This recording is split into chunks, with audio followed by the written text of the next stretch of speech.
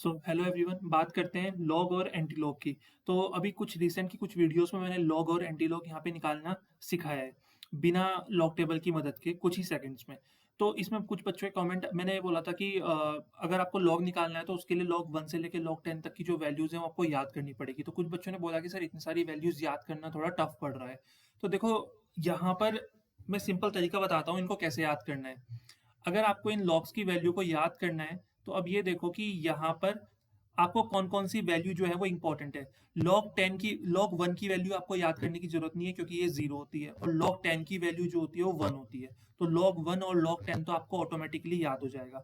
आपको किन किन लॉग की वैल्यू याद करनी है मैं बता देता हूँ। एक तो आपको लॉग 3 की वैल्यू याद करनी है, सॉरी लॉग 2 की। एक आपको log 3 की वैल्यू याद करनी है, एक आपको log 5 की वैल्यू याद करनी है, और एक आपको log 7 की वैल्यू याद करनी है। बस इन चार वैल्यूज को याद करना है। बाकी सारी वैल्यूज भी आपको याद करने की नीड नहीं है।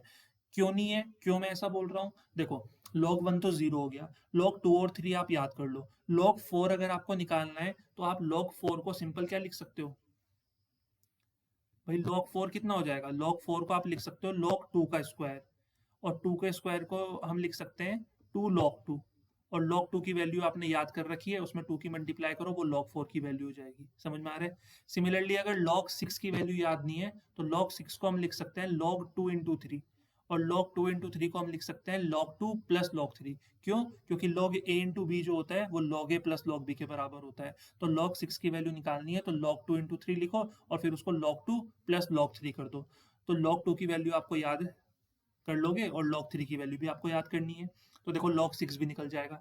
सिमिलरली अगर log 8 की वैल्यू निकालनी है तो log 8 की वैल्यू कैसे निकालोगे? log 8 को आप लिख सकते हो log 2 का क्यूब, तो इसको लिख सकते हो 3 log 2, और log 2 की वैल्यू आपको याद करनी है, उसमें 3 की मल्टीप्लाई कर दो, वो log 8 आ जाएगा। अब log 9 अगर निकालना है तो log 9 को लिख सकते हो आप log 3 का स्क्वायर, तो इसको लिख सकते हो 2 log 3।